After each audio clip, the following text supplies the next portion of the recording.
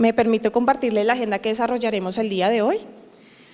La instalación estará a cargo del doctor Juan Manuel Guerrero Jiménez, decano de la Facultad de Contaduría Pública de la Universidad Externado de Colombia, y el doctor Francisco Reyes Villamizar, superintendente. Se realizará el análisis del impacto, presentación de informe de análisis del impacto Grupo 1, efectos legales y de supervisión y aspectos técnicos.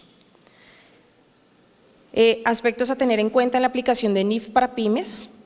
Los principales aspectos a tener en cuenta en la aplicación del marco de referencia contable bajo NIF PYME. Mecanismo y taxonomía para presentación de información Grupo 2 y 1 voluntario, presentación del sistema de información en XBRL y taxonomías, informes que deberán utilizar en la presentación de información financiera las entidades supervisadas del Grupo 2 y 1 voluntario. Bueno, muy buenos días, damas y caballeros aquí presentes. Queremos primero que todo darle un cordial saludo al doctor Francisco Reyes Villamizar, superintendente de sociedades, al doctor Juan Antonio Duque, delegado de Asuntos Económicos y Financieros, doctor Mauricio Español, coordinador del Grupo de Regulación e Investigación Contable, a todo el cuerpo directivo de la facultad y de la universidad, estudiantes, profesores y, como lo dice la invitación, representantes legales, contadores públicos, revisores fiscales. Esperamos que la mayoría de los aquí presentes sean representantes legales, que la mayoría de los aquí presentes sean los empresarios. Y quiero empezar con esta apreciación por cuanto ya lo iremos viendo más adelante con la presentación de la superintendencia. Uno de los principales diagnósticos e impactos que se está teniendo con lo pasado ya del Grupo 1 y lo que viene del Grupo 2, precisamente es la ausencia de la alta gerencia.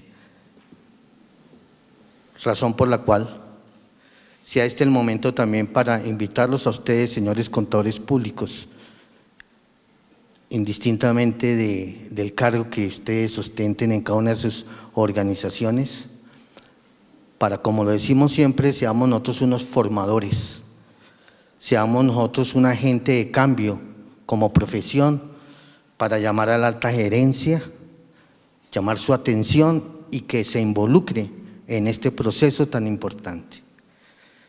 Para la Facultad de Contaduría Pública y la Universidad Externa de Colombia es un gusto tener aquí a la Superintendencia de Sociedades. Como parte del marco de convergencia en la cual se encuentra actualmente el país hacia normas internacionales de información financiera, también el tema de auditoría y aseguramiento, para nosotros es muy importante abrir este espacio a la superintendencia para que dentro del proceso del debido proceso, perdón la redundancia, dentro del marco del debido proceso, que busca básicamente socializar, sensibilizar, informar a la comunidad en general sobre los procesos que se están surtiendo en el país, sobre los avances, sobre las dificultades y sobre todo lo más importante es que aprendamos, pongamos en práctica las experiencias que ya se tienen del Grupo 1. Entonces es muy grato tener aquí a la superintendencia para que nos compartan todas sus apreciaciones, los trabajos que de antemano han realizado, apoyados en las experiencias que se han tenido con varias organizaciones de diferente tipo. Por eso este escenario es el propicio para que ustedes se enteren cómo va el proceso y sobre todo para los del Grupo 2 que están por venir, pues tengamos muy en claro y muy en cuenta las experiencias, aprendamos de estos procesos y los pongamos en práctica. Por parte de la Universidad Externado de Colombia, doctor Reyes, queremos pues darle la bienvenida y que no sea esta la última vez. A la orden, estamos a su entera disposición para que como universidad y como facultad seremos coadyuvadores con ustedes de propiciar estos espacios que precisamente permitan que aprendamos todos y que este proceso que surte el país pues se lleve a buen resultado. Aprovecho la oportunidad, doctor Reyes, para hacerle esta entrega, antes de darles ya la palabra para la instalación por parte de la superintendencia, de hacerle entrega de un libro, un texto editado por la Universidad Externado, por la Facultad de Contaduría Pública, donde 8 profesores tuvimos a bien publicar este texto que se llama Normas Internacionales de Información Financiera NIF, Responsabilidad de la Alta Gerencia. Es un libro que se sustrae un poco de los aspectos técnicos y aborda otros aspectos que deben considerar los empresarios. ¿Qué afectación pudiera tener su modelo de negocios frente a este proceso? ¿Qué consideraciones se deben tener en cuenta en el sistema de control interno frente a este proceso? ¿Qué la alta gerencia debe conocer del marco conceptual? Y obviamente en un último capítulo se presentan algunas experiencias de los procesos que se han tenido de convergencia en el Grupo 1, por cuanto el Grupo de Investigación se apoyó con testimonios de empresas de diferentes sectores y características que ya han surtido el proceso de convergencia al Grupo 1. No me resta más sino agradecerles, nuevamente bienvenidos, esta es su casa y espero que los objetivos que se ha trazado la Superintendencia de Sociedades el día de hoy se cumplan y sea este un espacio de reflexión, sensibilización y de información de lo que está pasando y lo que está por venir. Muchas gracias, bienvenidos. Muy buenos días a todos, un saludo muy especial al doctor Juan Manuel Guerrero, decano de la Facultad de Contaduría de la Universidad Externado de Colombia, al señor superintendente delegado, doctor Juan Antonio Duque, al doctor Español, a la doctora María Paula Sala de la Superintendencia de Sociedades, a todos los distinguidos asistentes en este importante evento de convergencia hacia las normas internacionales de información financiera. Realmente es un placer poderme dirigir a todos ustedes en nombre de la Superintendencia, contarles lo que estamos haciendo, cuál ha sido el trabajo que hemos venido desarrollando durante los últimos meses y también instalar este importantísimo evento de convergencia y de construcción conjunta del tránsito hacia las normas internacionales de información financiera, que es uno de los proyectos más significativos del país en los últimos años en materia empresarial. Les voy a hablar, por tanto, un poco del contexto normativo en el que surgen estas normas internacionales, hablarles de cuáles han sido las acciones que ha emprendido la Superintendencia de Sociedades sobre el particular, contarles las estadísticas sobre la recepción de la información correspondiente al denominado Grupo 1, que ya cumplió con el reporte de estados financieros bajo normas internacionales a 31 de diciembre del 2015, hablarles también algunas conclusiones generales sobre el particular. Y diría que lo primero que hay que mencionar es el contexto normativo en el que surgen estas disposiciones sobre información financiera internacional. En realidad, nuestro país, y tal vez ustedes han sido conscientes de esto, han vivido este proceso durante la última década, ha experimentado una modificación en su infraestructura normativa mercantil de una forma realmente revolucionaria. Se comienza hace exactamente 10 años con la expedición de la Ley 1116 del 2006 en materia de insolvencia. Esta disposición ha sido de la mayor trascendencia para el país. En ella se incluyeron disposiciones sobre reorganización empresarial y sobre liquidación judicial que le han permitido a los empresarios colombianos acceder a un foro muy sofisticado para resolver los conflictos que surgen o que se suscitan en las crisis de liquidez por las que atraviesan en momentos las compañías. Tengan ustedes en cuenta que cerca de 400 sociedades anualmente son recibidas por la Superintendencia de Sociedades al trámite de un proceso concursal, bien de reorganización empresarial o de liquidación. El Banco Mundial, que mide el clima de negocios y hace un índice anual que se llama Doing Business, le ha dado a Colombia una calificación realmente sobresaliente en materia de insolvencia. Entre 185 países que son clasificados por el Banco Mundial en este importante indicador, Colombia ocupa normalmente el puesto número 30, es decir, está al lado de las economías más grandes, más importantes, más sofisticadas del mundo en materia de insolvencia.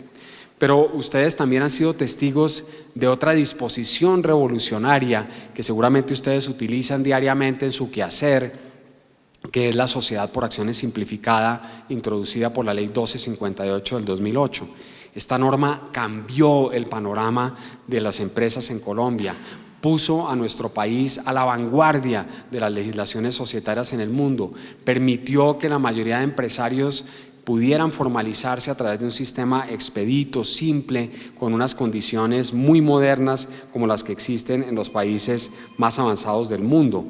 La Sociedad por Acciones Simplificada, que fue una simbiosis entre las orientaciones norteamericanas en materia de derecho societario y las orientaciones francesas o europeas más generalmente, ha permitido que en Colombia existan hoy más de 360.000 sociedades por acciones simplificadas funcionando en Colombia, y no solamente en el rango de las microempresas como se creía inicialmente, sino también en el rango de las grandes empresas. Hoy cerca de la cuarta parte de las grandes compañías colombianas están estructuradas bajo el tipo de la sociedad por acciones simplificadas. La Ley 1314 del 2009 introdujo en Colombia esta revolución completa de las normas internacionales de información financiera. La verdad es que nuestro país estaba en mora de ingresar definitivamente en la modernidad contable, de abandonar las prácticas del Plan Único de Cuentas, de las reglas de contabilidad generalmente aceptadas en Colombia bajo el decreto 2649 del 93, y avanzar hacia un sistema mucho más moderno, mucho más adaptado a las realidades contemporáneas y sobre todo comparable con los sistemas de contabilidad que se utilizan en otras partes del mundo. La Ley 1340 del 2009, tal vez muy conocida en el país a raíz de recientes sanciones impuestas por la Superintendencia de Industria y Comercio, reguló las reglas de competencia y prohibió en forma definitiva, aunque estas normas ya venían desde la Ley 155 de 1959, pero esta norma reforzó las facultades para prevenir o evitar las prácticas restrictivas de la competencia, evitar lo que se conoce tradicionalmente como los carteles empresariales, y ustedes han visto cómo el país ha avanzado significativamente hacia un sistema de mejoramiento en el régimen de competencia a partir de las sanciones que puede imponer esta entidad. Por lo demás, esta misma regla, la ley 1340 del 2009, introdujo reglas sobre el control de las integraciones empresariales por cualquier modalidad que puedan darse, de manera que cuando se trata de fusiones entre compañías, cuando se trata de adquisiciones de activos de manera global, cuando se trata de compras de acciones que permiten el control de una compañía sobre otra, se aplican las reglas sobre controles preventivos en materia de integración empresarial. La Ley 1429 del 2010 introdujo sistemas para facilitar la constitución de compañías y, no menos importante, en esta Ley 1429, que es la que se llamó inicialmente Ley de Primer Empleo y Formalización Empresarial, se introdujeron pautas muy expeditas para la liquidación de compañías. El régimen liquidatorio, que estaba previsto íntegramente en el libro segundo del Código de Comercio de 1971, se actualizó en forma muy sustancial en esta Ley 1429 del 2010 para facilitar procesos de liquidación, particularmente cuando la compañía ha pagado íntegramente el pasivo externo, en cuyo caso el trámite liquidatorio después de que se produce la disolución de la sociedad es un procedimiento expedito y muy sencillo. Y finalmente, la Ley 1676 del 2013 en materia de garantías mobiliarias, una ley que todavía no es suficientemente conocida, pero que estoy seguro de que va a tener una enorme importancia en el futuro próximo en Colombia, porque permite que pequeños empresarios, que microempresarios puedan obtener crédito y afianzarse sin necesidad de tener bienes raíces. No necesitan tener inmuebles, no necesitan tener terrenos, fincas, edificios para poder obtener crédito. Lo pueden hacer con bienes muebles, cualesquiera que ellos sean tangibles, intangibles, presentes, futuros. rotatorios, de cualquier inventarios, por ejemplo, cuentas por cobrar, pueden servir para garantizar las obligaciones en que incurra un empresario a través de un sistema modernísimo que permite, bajo un simple registro electrónico que se hace en Confecámaras, que el bien mueble quede afecto al pago de las obligaciones del empresario.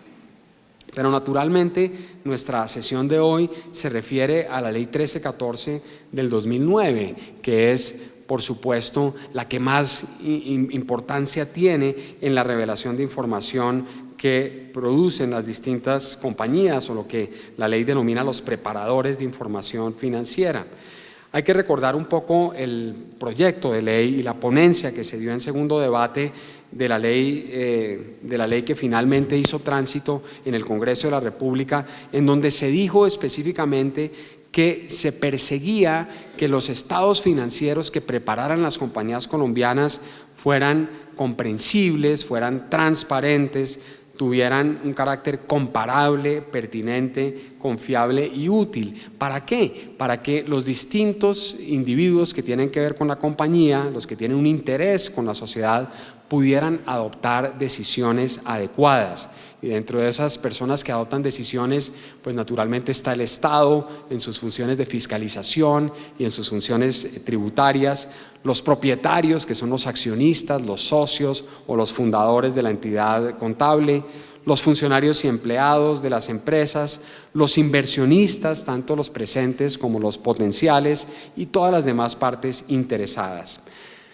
El Gobierno Nacional, para hacer una transición simple, una transición adecuada del régimen del Plan Único de Cuentas y de las normas generalmente aceptadas en Colombia bajo el decreto 2649 del 93 hacia las normas internacionales de información financiera, puso en marcha un sistema gradual, si se quiere, estratificado, en el que lo que hizo fue dividir los preparadores de información contable en tres grandes grupos. Unos, en primer lugar, que son los más grandes, las compañías más sofisticadas, las que tienen sus valores inscritos en bolsa de valores, que negocian sus acciones en los mercados públicos o que por razón de su dimensión o de su importancia económica o por pertenecer a un grupo empresarial donde otras entidades ya preparan información bajo NIF, tenían la obligación de poner en marcha el sistema, lo cual ocurrió exitosamente a 31 de diciembre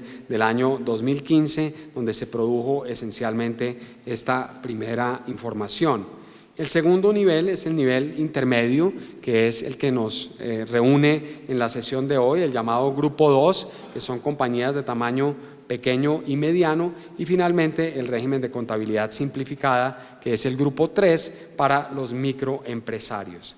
Naturalmente, de lo que se trata y los resultados que se esperan con esta modificación, esta mutación sustancial del sistema anterior al nuevo, es que tengamos ahora sí realmente una prevalencia de la realidad económica, que los estados financieros reflejen de manera transparente, de manera clara, cuáles son los hechos económicos en los que el preparador de la información ha incurrido durante el ejercicio contable, de manera que quienes toman las decisiones puedan basarse en una forma fidedigna en esta clase de información. Esto, desde luego, tiende a reducir los riesgos financieros para los terceros que contratan con la compañía en la medida en que la información que se presenta es más confiable, más accesible, comparable y transparente, y eso hace, desde luego, que se pueda tener un menor grado de riesgo. Y por supuesto, hay que pensar que en la medida en que Colombia pretende insertarse de manera exitosa en contextos internacionales, este ya no es un país aislado, es un país en el que participa en una gran cantidad de acuerdos comerciales internacionales, acuerdos de libre comercio con distintos países del mundo. Necesariamente la inversión extranjera sigue fluyendo abundantemente, copiosamente hacia Colombia. Y quien va a comprar una compañía colombiana o quien va a hacer una inversión en Colombia necesariamente tiene que basarse en los procesos de debida diligencia o de auditoría legal y de auditoría contable, y para el efecto, qué mejor que tener rubros contables idénticos basados en el estándar internacional que imponen estas disposiciones. De manera que las negociaciones en procesos de adquisición de compañías o en procesos de joint venture o de riesgos conjuntos, donde hay inversionistas del exterior, pues evidentemente se facilitan enormemente en la medida en que exista esta clase de estandarización contable o esta clase de información homogénea para las distintas compañías. Ahora bien, el plazo máximo para la convergencia en todos los grupos, y ya esto es un proceso, repito, que lleva varios años de trabajo, la Superintendencia de Sociedades con el liderazgo de la Delegatura para Asuntos Económicos y Contables del doctor Duque y del doctor Mauricio Español, han logrado ir avanzando en este proceso que culmina y debe culminar exitosamente el 31 de diciembre de este año, cuando ya todas las compañías tienen que estar definitivamente adaptadas al sistema de normas internacionales de información financiera. Obviamente, estas reglas pues proponen una serie de cambios de naturaleza conceptual, porque, por ejemplo, definiciones tales como las amortizaciones y depreciaciones, los intangibles, el goodwill, los instrumentos financieros derivados, los activos biológicos, en fin, una serie de terminología con la que ustedes seguramente ya se han ido familiarizando y que será la que prevalezca en la disciplina contable en los años venideros, que permite hacer reflejos mucho más realistas de los distintos hechos económicos en que participa la compañía. Y naturalmente, como ese reflejo de esas distintas partidas o rubros de los estados financieros se modifican y tienen una percepción y un reflejo diferente en la información que suministran las entidades o los preparadores de información, pues eso afecta naturalmente los resultados de las compañías, puede afectar también el patrimonio, puede implicar cambios importantes en la forma como las compañías reflejan la información. Ahora bien, me voy a referir muy específicamente a las acciones que ha venido cumpliendo la Superintendencia de Sociedades. Creo que se han hecho una serie de acciones que son las que han permitido, con el gran liderazgo de nuestra delegatura, que podamos avanzar exitosamente hacia este sistema de convergencia. Hemos puesto a disposición de todos los usuarios, y quiero hacer un énfasis especial en ello, porque para ustedes como profesionales va a ser de una gran utilidad, unos manuales que están disponibles en la página de internet de la Delegatura de Asuntos Económicos y Contables. Ustedes entran a la página web de la Superintendencia de Sociedades y allí encuentran los manuales específicos que son las guías de aplicación de las normas internacionales de información financiera para cada uno de los 3 grupos que acabo de mencionar anteriormente, y que les van a indicar a ustedes cómo se ponen en marcha, cómo se implementan estas disposiciones relativas a la información financiera de las compañías.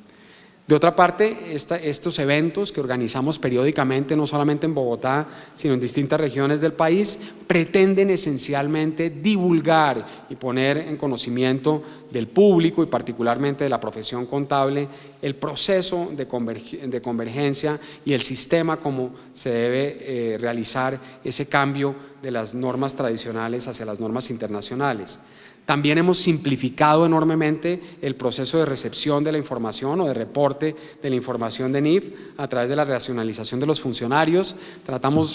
Intentamos que los costos de transacción que se originan en esta clase de trabajo sean lo menores posibles, es decir, sean de la menor cuantía posible, y naturalmente hemos puesto a disposición un sistema de información financiera que llamamos CIRFIN, en el cual se reporta a través del lenguaje XBRL, que es el lenguaje internacional que se utiliza para el reporte de estados financieros bajo las NIF.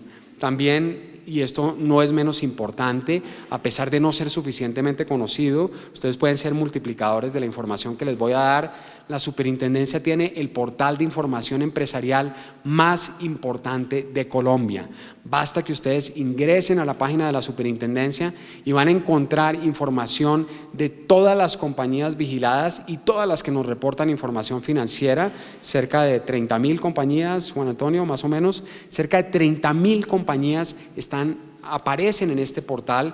Es un sistema muy amistoso, ustedes pueden ingresar a esa página, allí pueden bajar la información de las compañías, van a encontrar los rubros básicos de la contabilidad de estas entidades, van a encontrar comparaciones entre los últimos ejercicios, van a poder encontrar también quiénes son los ejecutivos que están en cada una de estas compañías, los representantes legales, los miembros de las juntas directivas, en fin, es, insisto, el sistema de información empresarial más completo, más sofisticado, más actualizado que existe en Colombia, y por eso yo los invito especialmente a que visiten ese portal. Fíjense ustedes, simplemente entran con el nombre de la sociedad o con el NID de la sociedad y les va a arrojar toda la información que les estoy mencionando, con los cortes actualizados en los últimos ejercicios contables, con la información que las compañías mismas han reportado, lo cual es realmente una mina de oro para quien quiera obtener información financiera sobre las principales compañías que funcionan en Colombia. Entonces, si no conocen el portal, los invito muy especialmente a que lo visiten y conozcan este trabajo extraordinario que ha hecho la superintendencia en el curso de los 2 últimos años y que ha puesto a disposición de las ciudadanías un sistema transparente de información de las compañías que la superintendencia supervisa. Por último, me refiero a la recepción de información del grupo número 1, que fue realmente un proceso tremendamente exitoso. Nuestra esperanza es que ocurra lo mismo con el grupo número 2, que es mucho más numeroso en compañías, son muchas más las compañías del grupo 2, pero nosotros recibimos información de 2.535 empresas. El 93% de las compañías requeridas reportaron información financiera a diciembre de 2015. Esa recepción la hicimos, por supuesto, a través del sistema de reporte de información llamado CIRFIN, y con eso se pudo hacer un análisis de impacto de los cambios que se habían establecido en la contabilidad de las distintas compañías. Aquí tenemos ya un detalle mayor de las que se recibieron, de las que tuvieron que tener alguna depuración por validación de los datos, es decir, que hubo que hacer algunas observaciones sobre los formularios presentados, pero en general es tremendamente satisfactorio que 2.535 compañías se recibieron oportunamente de la muestra que la superintendencia había establecido. Y aquí están también por tamaños. Pueden ustedes darse cuenta que la gran mayoría de estas compañías son sociedades de gran dimensión, son grandes compañías las que forman parte de este grupo. También podemos aquí analizar las distintas industrias que están relacionadas con estas grandes compañías del grupo número 1, esencialmente industrias de manufactura, industrias de comercio y otras actividades diversas, también de acuerdo con el informe que hizo la superintendencia. Bien llamativo, y aquí vuelvo a insistir en lo que venía mencionando anteriormente, que la mayoría de las compañías del grupo 1, las grandes empresas del país, son del tipo de la sociedad por acciones simplificadas. El 44% de las grandes compañías del país, de las compañías pertenecientes a este grupo, son sociedades del tipo de las SAS, lo que muestra el avance significativo, y yo creo que esta tendencia tiende a consolidarse en el futuro. Cada vez veremos más migración, más transformación de las sociedades anónimas hacia el tipo de sociedad por acciones simplificada. Aquí también tenemos cuáles son vigiladas, cuáles son inspeccionadas, cuáles son controladas. La mayoría de las compañías del grupo 1 son compañías que están sujetas a la vigilancia o control de la Superintendencia de Sociedades. Es decir, aquí no hay casi pequeñas empresas, no hay casi microempresas, todas son en su mayoría grandes empresas. Se analizaron todos los datos financieros, los resultados bajo NIF, se confrontaron bajo las anteriores, bajo el Plan Único de Cuentas, y se llegó a distintas conclusiones que hemos venido revelando periódicamente a los medios de comunicación, pero en particular hemos visto algunos incrementos en ciertos rubros de los estados financieros, otros decrecimientos en otros, que naturalmente tienen una relación específica con la forma en que se van reflejando los distintos conceptos, tal como lo mencioné anteriormente. Ya para concluir, quisiera decir que las NIF representan sin duda un enorme avance en la infraestructura jurídica del país. Realmente aquí hemos dado un paso colosal y entendemos que desde luego no es un paso fácil, que el trabajo que ustedes van a tener que hacer es complejo, implica desde luego un conocimiento muy especializado en esta nueva disciplina, si la podemos llamar de alguna forma, pero desde luego ese trabajo que ustedes están haciendo es absolutamente fundamental en la modernización del aparato productivo nacional. La superintendencia ha participado muy activamente en este proceso de convergencia y lo va a seguir haciendo. Vamos a seguir empeñados en que esta convergencia se cumpla adecuadamente. Creo que hemos tenido mucho éxito, por lo menos en cuanto tiene que ver con el Grupo 1, porque la gran mayoría nos remitieron oportunamente sus estados financieros bajo el sistema. Recordemos que nosotros tenemos que sancionar a aquellas compañías que no cumplan con las normas legales vigentes o que no reporten oportunamente conforme a las disposiciones que están vigentes en Colombia, y en consecuencia quienes no cumplieron con esta normativa pues se exponen naturalmente a los procesos sancionatorios de la superintendencia. Y creemos también que, a pesar de lo que se creía anteriormente, ni los ingresos ni los activos de las compañías que reportaron bajo NIF experimentaron una alteración demasiado sustancial en sus resultados financieros. Para concluir, quisiera usar una frase de las Naciones Unidas que refleja muy claramente el objetivo que ha tenido el Gobierno Nacional en poner en marcha estas reglas internacionales de información financiera. Dice la ONU que la falta de una buena infraestructura contable es un gran obstáculo para el desarrollo económico. Una presentación de cuentas deficiente contribuye a la inestabilidad financiera y frena la inversión extranjera directa y los proyectos de ayuda. Y diría yo que exactamente en sentido contrario, la existencia de una buena infraestructura contable, que es la que estamos construyendo con el apoyo de todos ustedes, va a facilitar el desarrollo económico del país, porque una presentación de cuentas adecuada contribuye a la estabilidad financiera y facilita la inversión extranjera directa y los proyectos de ayuda y cooperación.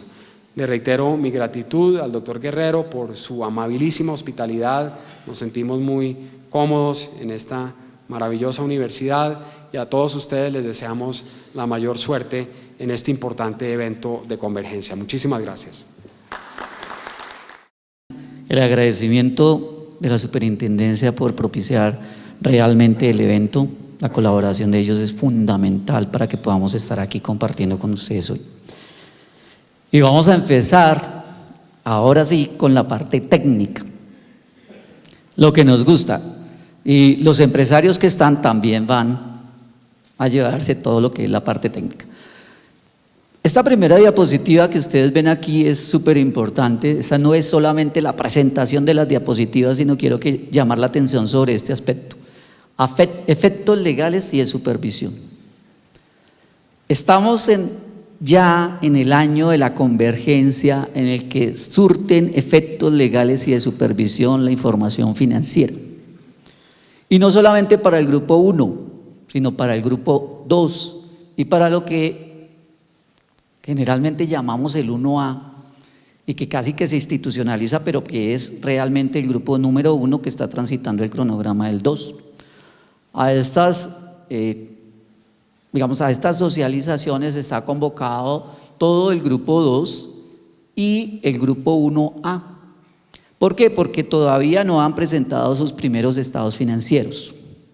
Y lo que vamos a hacer a continuación y hasta las 11 de la mañana es mostrarles a ustedes ya, y tal vez vamos a ir cambiando este título en las presentaciones es el efecto de la aplicación de las normas y de las NIF Full en las sociedades del Grupo 1 que presentaron su información financiera por primera vez en Colombia bajo estos marcos de NIF.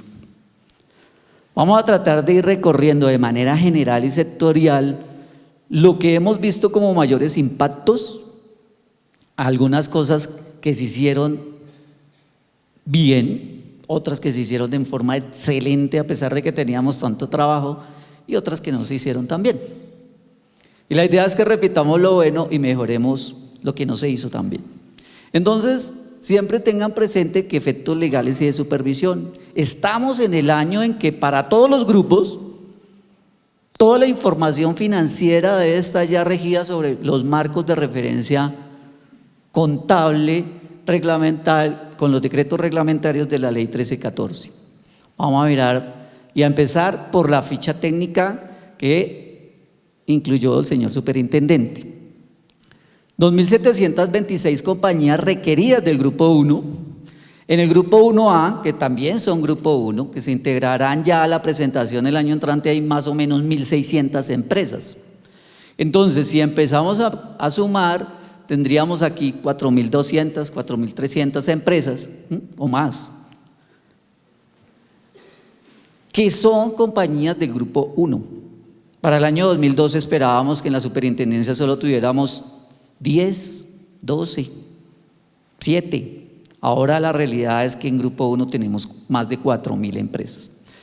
Estas compañías que estaban requeridas para la presentación de información presentaban 2.535. Estos datos, todo el corte del análisis que hicimos es al 10 de mayo.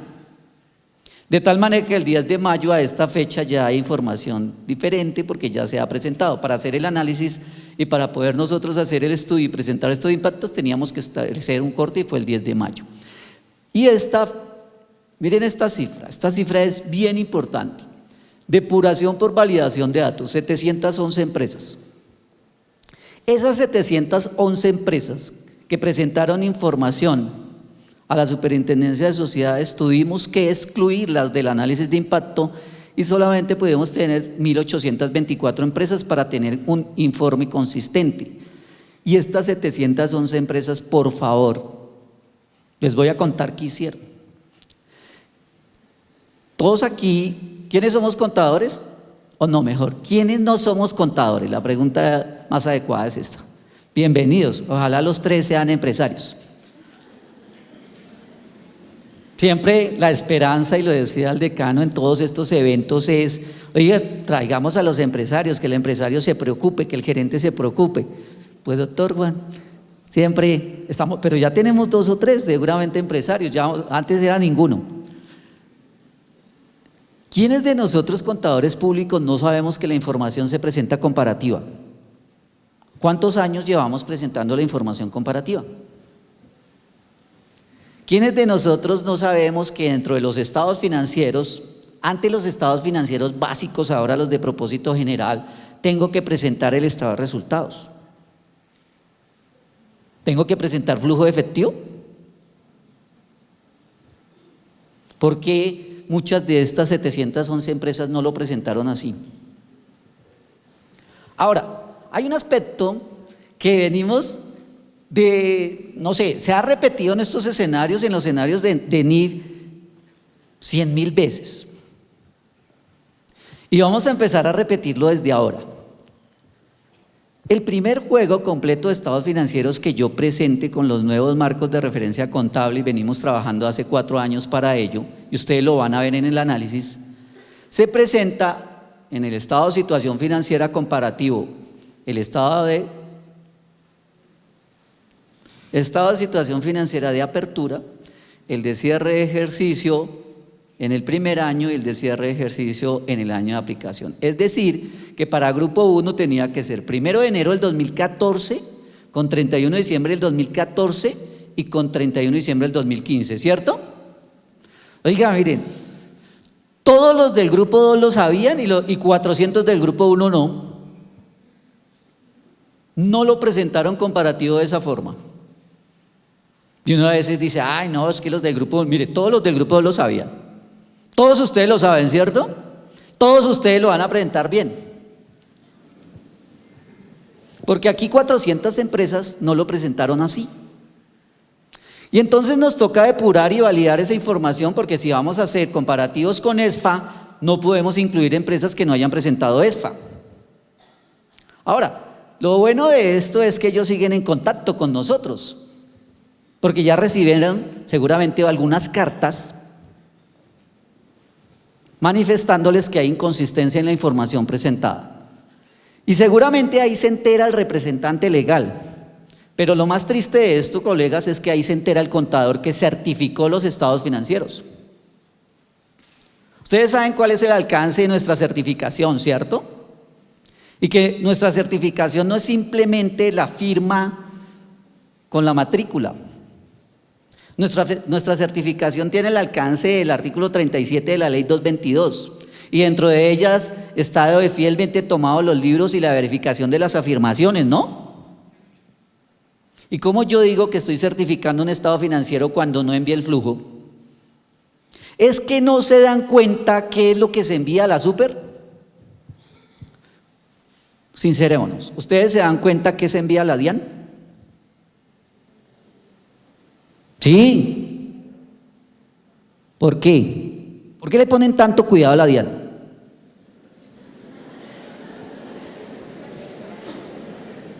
¿Será que las entidades de supervisión tendríamos que hacer lo mismo? Vamos a hacer un ejercicio de mentalista aquí. ¿Cuántos de ustedes pensaron en la sanción de la DIAN? ¿Cuántos de ustedes pensaron en lo que les pasa si presentan inadecuadamente la información a la DIAN? ¿Cuántos de ustedes, contadores públicos, pensaron, si yo firmo con la matrícula profesional una declaración de renta inadecuada o con información inexacta, qué me pasa con la DIAN? Entonces no es posible que estemos haciendo esto con los supervisores. Miren, y más allá de la responsabilidad profesional, que es supremamente importante para nosotros, es el daño que le estamos haciendo a la economía. Esta base de datos, y ahora lo presentaba el señor superintendente del CIE, y comentábamos aquí, oye, qué buena base de datos para poder hacer investigación en las universidades. Esta base de datos la tiene el Banco de la República, la tiene el DANE, la tiene la DIAN. Y ahora vamos a mirar. Y la DIAN está haciendo análisis pilotos, adivinen para qué. Si la información tiene inconsistencias, ¿qué pasa? ¿Sí ven? ¿Sí ven el daño que se le está haciendo a la economía, al país por presentar información inadecuada? Si las universidades y sus centros de investigación toman toda esta base de datos y hacen todo un análisis y la información no es la adecuada, ¿qué pasa? Entonces, la información desde hace mucho tiempo no es solamente nuestra, ni de los contadores, ni de los gerentes. Claro, se toman todas esas decisiones, pero esta información es pública y cada vez más se va a ir liberando en el sistema de información empresarial. Tal vez en pocos meses ustedes van a ver toda la base de datos del Grupo 1 y no solamente los estados financieros, todos los anexos.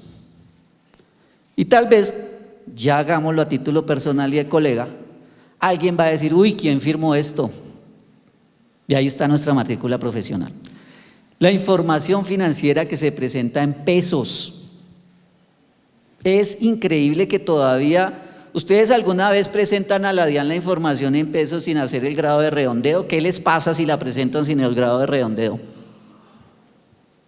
Algunos en la super les llegan algunas facturas de contribución, porque presentaron la información en pesos y en lugar de 100 millones de pesos a 100.000 millones de pesos.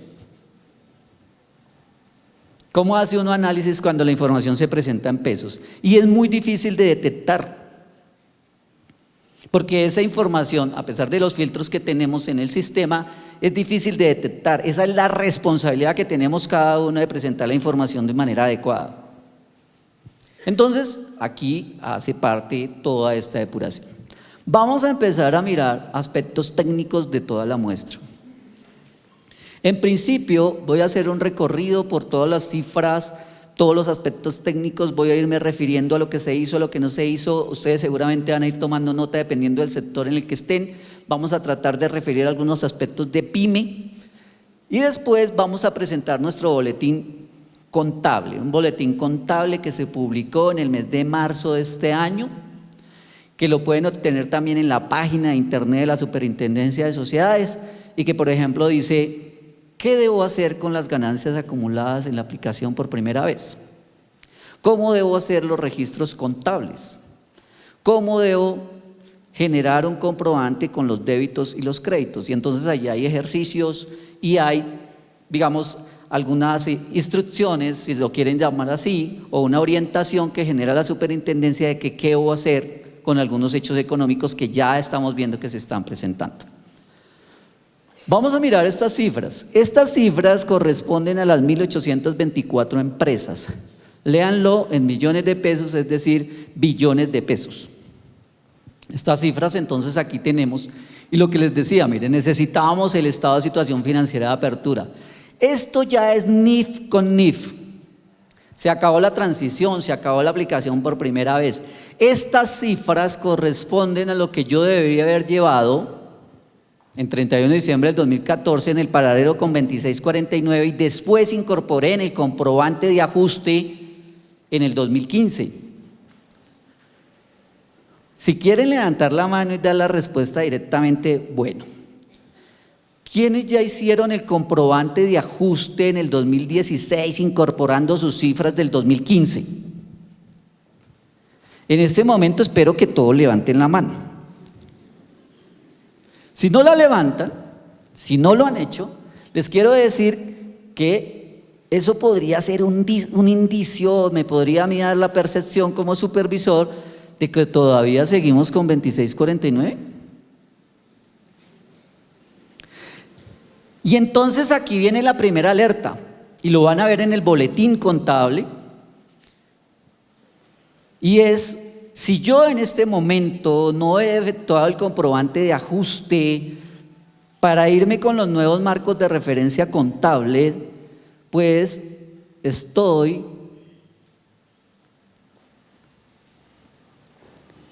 en este momento fuera de los marcos de referencia contable y no estoy atendiendo los decretos reglamentarios, es decir, no estoy atendiendo la ley. Nadie en Colombia hoy puede llevar contabilidad si los nuevos marcos de referencia contable. Nadie en Colombia puede seguir llevando la contabilidad con 2649. Este comprobante de ajuste lo tuvieron que hacer las compañías del grupo número 1 en 31 de diciembre del 2015. Miren las diferencias. Diferencias entre el estado de situación financiera de apertura y NIF 2014, ESFA y NIF. Y aquí hay unas diferencias grandes. Hasta el momento en que yo iba a hacer el comprobante de ajuste e incorporarlo en la contabilidad, estaba en la etapa de transición. Estaba en el momento en que no surtía efectos legales ni de supervisión la información. Estaba en la etapa de las decisiones. ¿Eso quiere decir que hasta ese momento tuve la oportunidad de cambiar de políticas? Que estaba entre el costo del modelo de revaluación, el costo del modelo de revaluación, el costo del modelo de revaluación. Entonces pueden haber esos cambios de políticas. Pero también este informe estaba afectado, y lo vamos a ver más adelante, estaba afectado por un concepto de normas internacionales que en este momento está generando gran controversia y es el concepto de cómo debo yo tomar la moneda funcional. Y ese aspecto, y lo vamos a ver, siempre me ayuda alguien del auditorio. ¿Hay alguien que tenga un portátil? ¿Que tenga Excel? ¿Que quiera levantar la mano? ¿Que quiera ayudarme con una suma? Eso debe ser el frío. Debe ser el frío, ¿cierto? Nadie trajo un portátil. Cuando hagamos el taller con portátil, ¿qué hacemos, Juanca? Bueno, aquí no pude hacer el ejercicio porque no hay un voluntario. Les quiero decir, eso no es un juicio profesional de NIF, porque ustedes inmediatamente dicen: no, Mauricio me va a decir que al final de mi juicio profesional de NIF. No, es una suma. Por acá hay un portátil. Bueno, le voy a pedir un favor al señor Nelson. Al señor Nelson. Y es, cada vez que salga dentro del análisis el rubro en el otro resultado integral de la diferencia por conversión de moneda extranjera, usted va haciendo esa suma. Y yo voy le indicando, esta es la suma, a ver cuánto nos da al final de esta presentación, cuánto es el impacto, y si yo les dije o no les dije adecuadamente que estos porcentajes estaban viéndose incrementados por ese impacto. Aquí tenemos en el estado de resultados, miren, para el estado de resultados de las 1.824 empresas en la fase de transición 31 de diciembre del 2014, valores que yo iba a llevar al 2649. Ustedes saben que en 31 de diciembre del 2015 ustedes terminaron con una ganancia o una pérdida con 2649.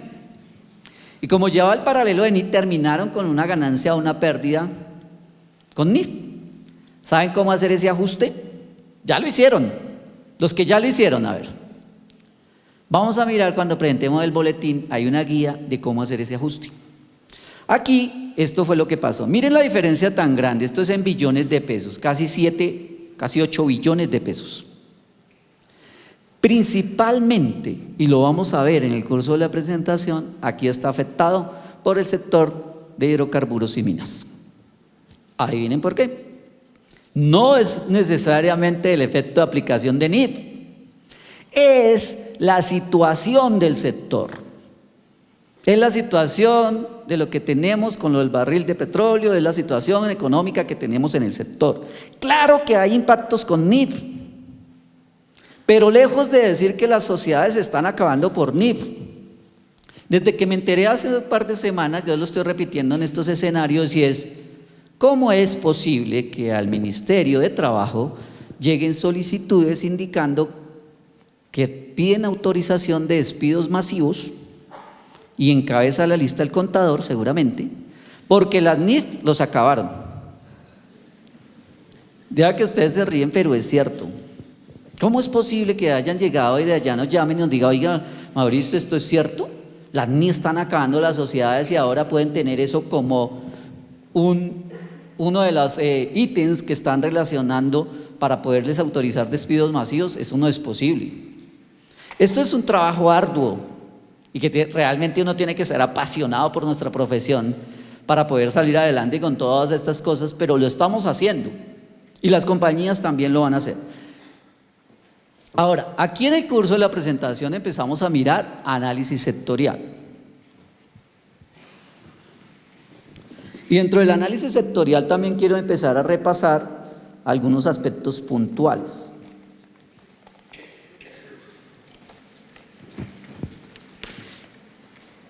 Cada uno de ustedes, como les digo, se va a identificar seguramente con algún sector. El sector agropecuario. En el sector agropecuario tenemos 113 empresas. El sector agropecuario tiene una característica, y es algo de la nueva información que ya lo veíamos viendo desde los análisis de impacto, y es los activos biológicos. Cada uno de los sectores, ustedes lo van a ir viendo, y en donde están cada una de sus empresas, tiene unas características especiales y específicas, en donde en activo, pasivo, patrimonio, otro resultado integral y el estado de resultados se ve afectado de manera específica. Algunos de ustedes seguramente también nos han escuchado, y cuando se hizo la preparación del ESFA tuvimos algunas reuniones y ustedes pudieron presentar el ESFA y demás, y hablábamos que nosotros nos aterramos con todo este proceso de recepción, ¿no? Y entonces yo era el contador o el financiero de la empresa que estaba en el sector agrícola o agropecuario, y salí corriendo a buscar capacitación. Y me capacité en todo: instrumentos financieros, propiedad, planta de equipo, derivado, combinación de negocios. Y cuando llegué a la empresa, el activo más representativo pues son los activos biológicos. Esa se me olvidó, o esa la pasé muy por encima. Miren cómo aquí se está reflejando la realidad de lo que nosotros les decíamos. Nosotros mismos propiciamos que el mercado fuera así. Y entonces los 50,000, los 100,000 consultores, ¿no? Necesito un consultor, eso salían así, consultores, se agotaron los consultores. Consultores que ni siquiera sabían del sector agropecuario y nosotros que estamos ahí sí sabíamos. Y fuimos a contratar la consultoría, fuimos a la capacitación, fuimos a de todo y no nos dimos cuenta que deberíamos era depurar nuestro estado financiero y empezar a determinar nosotros mismos con nuestro equipo cuál iba a ser nuestro impacto. Cuando hicimos el plan de implementación debíamos de haber hecho esa reflexión, cuál iba a ser nuestro impacto. Entonces aquí en el sector agropecuario, activos biológicos, voy a leerles una nota de los estados financieros de la evaluación que hicieron a un activo biológico. Lo grave de los activos biológicos aquí es que cuando hacemos evaluación de los activos biológicos y la registramos, ese efecto va contra resultados, es decir, es un ingreso, es decir, se puede reflejar en la utilidad. Y ustedes puede ser que si no lo toman de manera prudente vayan y lo distribuyan. Y entonces los árboles duran 5 años para crecer y para darnos las cosechas, ahora dice activos biológicos, que son los activos biológicos maduros, y allí se va a realizar esa utilidad que ya distribuimos hace 5 años. Entonces tengan mucha prudencia. Miren esta nota. Se valoraron las plantaciones forestales con el método de precios medios ponderados para transacciones similares con terceros. A todas las maticas ahora hay que aplicarle todos estos modelos de valoración de precios medios, tasas de interés. Esto es para llamarle la atención sobre estas valuaciones. Mire lo del ganado. Se valoró el ganado con referencia a precios negociados en mercados subastas. ¿Cuál de los dos suena más coherente? ¿Cuál de los dos suena más de mercado? ¿Cuál de los dos suena a que lo hice como con más realidad con mercado activo? Parece que el del ganado, ¿no? Mientras que al otro, y discúlpenme por favor lo que va a decir todos los financieros, le aplicaron seguramente las tablitas mágicas por allá en una oficina con tasas de descuento y le salieron un valor. Pero ¿cuál es realmente el valor de mercado de esos árboles mientras que van a producir? Entonces llamamos la atención aquí sobre 2 aspectos: la valoración que se empieza a hacer y con la que se puede generar especulación y el efecto que esto tiene en resultados. Cuidado con la distribución de las utilidades anticipadas. Los modelos de revaluación, aquí digamos, quiero llamar aquí también la atención en este aspecto. Mire, ganancias, pérdidas. A 31 de diciembre del 2014 una ganancia de 60.000 millones y a 31 de diciembre del 2015 apenas de 8.571. Esos 8.571 se dan porque una sola empresa del sector agropecuario la afectó. Y la afectó porque es una empresa que es del sector agropecuario pero generó una actividad que no era propia del sector. Compró inversiones y es dueña de otra compañía. En la aplicación del método de participación se llevó una pérdida de 140.000 millones de pesos. Entonces eso es un comportamiento de una compañía atípico del sector que se presenta aquí porque es agrícola pero hizo su inversión y eso nos afectó el resultado en el sector. No es que el sector completo haya generado esta caída, se presenta aquí pero con el contexto de lo que es esta empresa. Mira lo que vamos incorporando en los análisis. Esto nunca visto antes en Colombia, ¿no? Que hubiéramos presentado el otro resultado integral. Para nosotros el otro resultado integral toda la vida fue, y yo digo toda la vida porque pues llevamos 30 años o 40 años con las valorizaciones, fueron las valorizaciones. Nuestro otro resultado integral eran las valorizaciones, la utilidad no realizada. Ahora tenemos el estado de resultados integral que está compuesto por el resultado del periodo y por el otro resultado integral. En el otro resultado integral solamente resaltamos los aspectos más relevantes y se sigue manteniendo la revaluación de los activos. En este sector se mantiene la revaluación de los activos y lo que vimos es, como en casi todos los sectores, se está tomando conciencia que esa revaluación de propiedad, planta y equipo es adecuada en terrenos, en inmuebles, en construcciones, pero no lo es tanto en maquinaria de equipo, vehículos, equipos de cómputo, muebles y enseres. Como que tomamos conciencia de que este atril, muy bonito y demás, oiga, lo valoramos y metemos un montón de valorizaciones allí de los vehículos, así estén estrellados, de las máquinas que nos sirven. Entonces, una particularidad esa. Otra particularidad en todos los sectores, para no referirme específicamente a cada uno de ellos. Aparecieron las vidas útiles diferentes. Entonces ya tenemos acá que encontramos notas en donde dice, el activo va a durar 50 años. Antes no pasábamos de 20, ¿no? El activo va a durar 8 años y nos explican por qué va a durar los 8 años, porque es un activo, digamos, referido al sector agrícola y demás. Pero también, y todavía hacen la revelación para que vean cómo es el arraigo de lo que tenemos en Colombia. Los demás activos seguiremos con la depreciación fiscal. ¿Bien?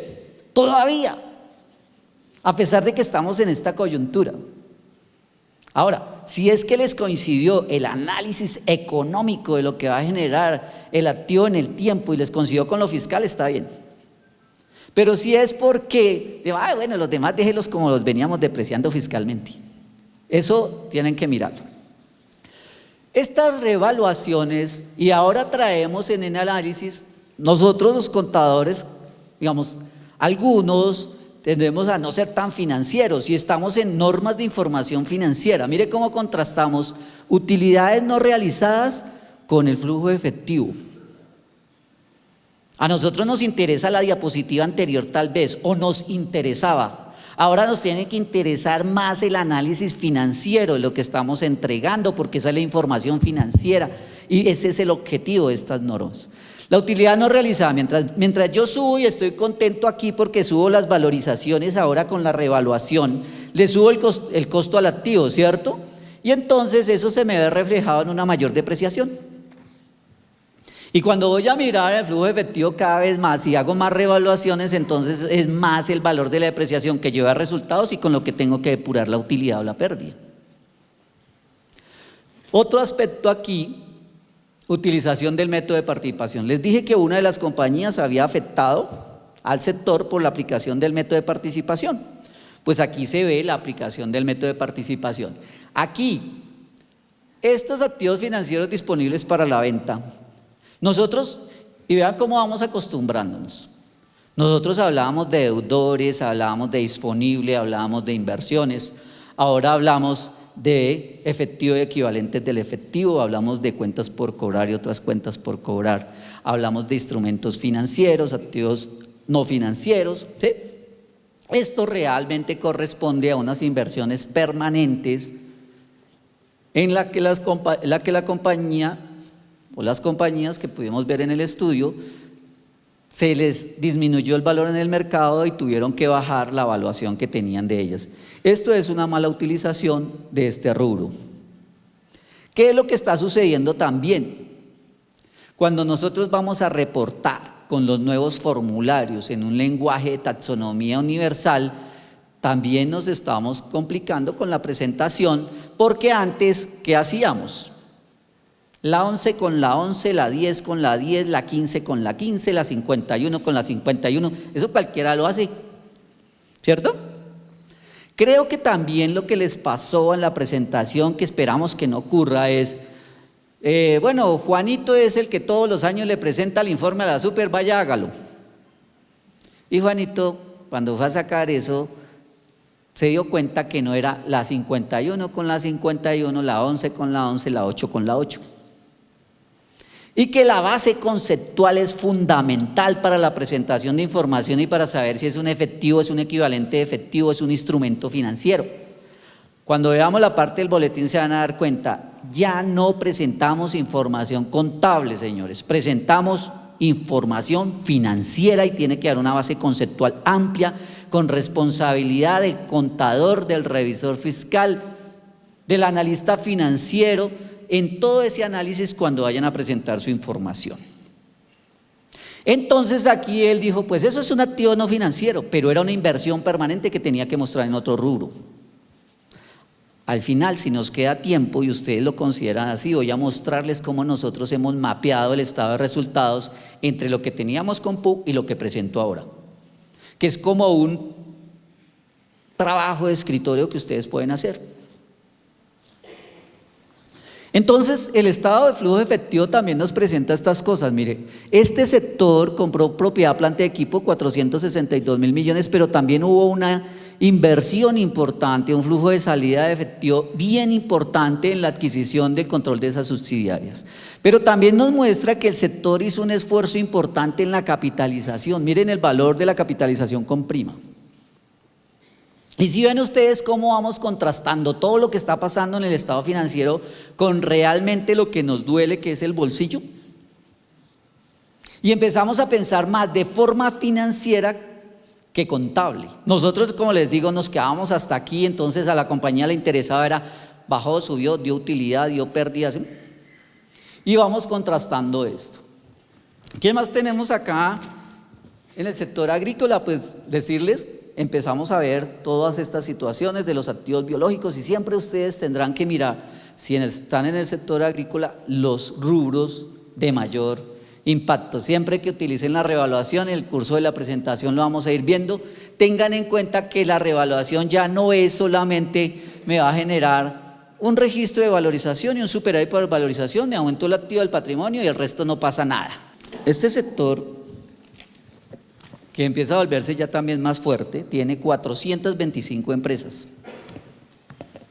Esas 425 empresas reportaron esta información y este es el cúmulo de esta información. Miren aquí cómo el patrimonio está más bajo, pero pues también esos son efectos de ORI, ya los vamos a ver. El pasivo se incrementa por efecto de ESFA 2014 y aquí también tiene un crecimiento, pero es también endeudamiento y lo vamos a ver. Este sector presenta particularidades también como el sector agrícola. El endeudamiento en moneda extranjera es importante y vamos a ver el efecto en la información financiera, cómo se ve que está haciendo el sector. Hay un aspecto que venimos nosotros trabajando y que seguramente en el sector y las grandes superficies siempre han trabajado, pero solo hasta ahora que nos iluminaron las NIF empezamos a ver. Y es todo este aspecto de lo que hacen las grandes superficies y los almacenes, y ya no tanto las grandes sino todos, hasta la lavandería lo hace, y es la fidelización de clientes. La lavandería no nos dan puntos, no nos dan 2 prendas por 1, 3 prendas por 2, ¿sí? Todo el mundo da puntos. Y esto de la fidelización de clientes siempre seguramente ha estado cada vez con más fuerza, pero no teníamos normas que realmente nos indicaran cómo hacer los reconocimientos adecuados. En este sector de comercio se empezaron a ver esos pasivos y esos diferidos. Ya es un hecho, los tenemos ahí, de aplicando las normas con el concepto de fidelización de clientes.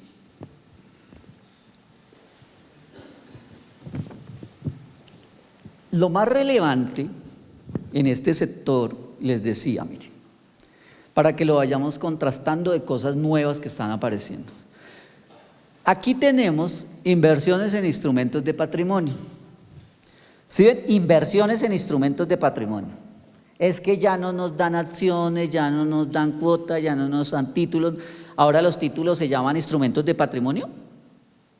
¿O ustedes siguen en sus títulos diciendo acciones? ¿O es que las denominaciones de NIF, cuando vamos a presentarlo en la taxonomía, habla de instrumentos de patrimonio? No es que nos hayan cambiado las acciones, es que de manera general cuando yo voy a presentarlo tengo que decir inversiones en instrumentos de patrimonio. Voy a decirles una consulta típica en la super. Está la persona que está diligenciando el formulario y dice, mire, yo aquí tengo un cambio en el valor intrínseco, en las inversiones en acciones.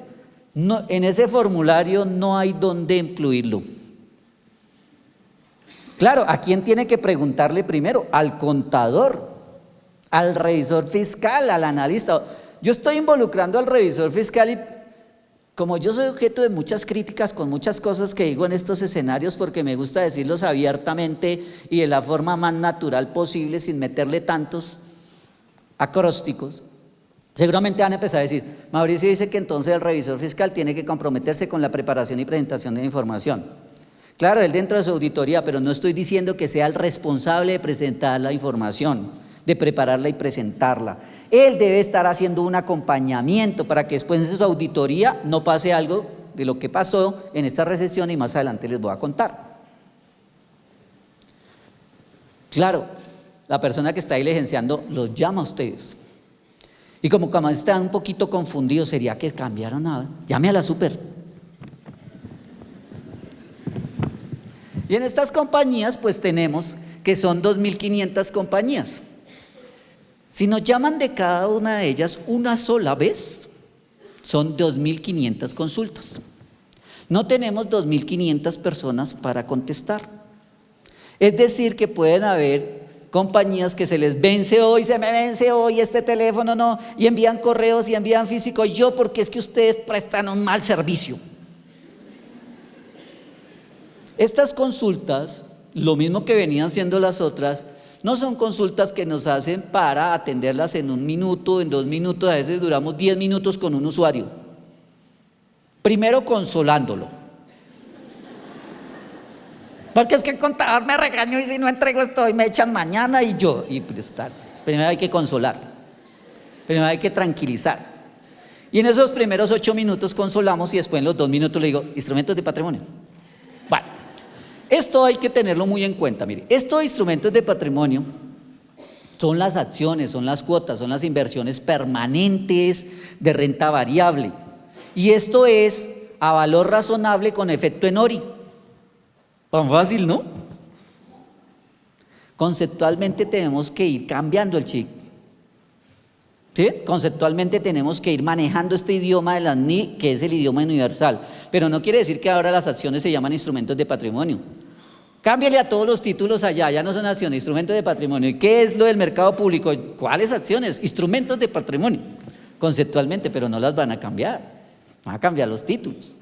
Cuando lo van a reconocer acá, lo que estamos viendo, que es muy importante, señores. Como no estamos ya utilizando el valor intrínseco, que era el más fácil que teníamos porque lo que hacíamos era molestarle la vida donde tenemos la inversión y certifíqueme el valor intrínseco, certifíqueme el valor intrínseco, certifíqueme el valor intrínseco. Ahora se estaban utilizando los niveles del valor razonable. Y la gran mayoría de estas acciones, las que no están en el mercado público, están generando valoraciones. O valoración de la empresa o métodos de flujo efectivo con tasas de descuento que se volvió la favorita. El problema con esas tasas de descuento, y todos los financieros lo saben, yo no, que no soy financiero, es que un puntico más, un puntico menos de la tasa de descuento puede ser esa cosa tan fea que uno dice, ¿cuánto quiere que le dé? Algo así, ¿cuánto quiere que le dé valorización? ¿Quiere que le dé provisión? Entonces, ese es uno de los problemas que estamos viendo. Toda esta información está depurada, está verificada, está validada y presenta estos análisis de impacto, pero todavía no tiene el efecto de supervisión. ¿Sí ven?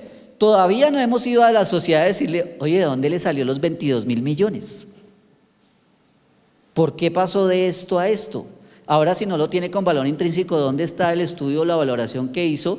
De acuerdo, ¿cuál fue la forma en que usted hizo el checklist del valor razonable? Por supuesto, todos los revisores fiscales tuvieron que haber hecho esa auditoría. A pesar de que ahora nos digan, no, es que yo no había auditado nada con NI, tampoco era mi responsabilidad. Cuando entregaron estados financieros en 31 de diciembre del 2015, comparativos, presentan una opinión de esos estados financieros. ¿Hicieron esto? Entonces lo más fácil es llegar nosotros a la auditoría y decirle, hizo su trabajo, preséntenos sus papeles de trabajo. Qué bueno, porque ahí está toda la valoración. ¿Sí ven? Miren aquí, ganancias, pérdidas, neto de impuestos por revaluación. También en este sector, cuando no tienen mayores revaluaciones, también lo usan y hay influencia en la depreciación.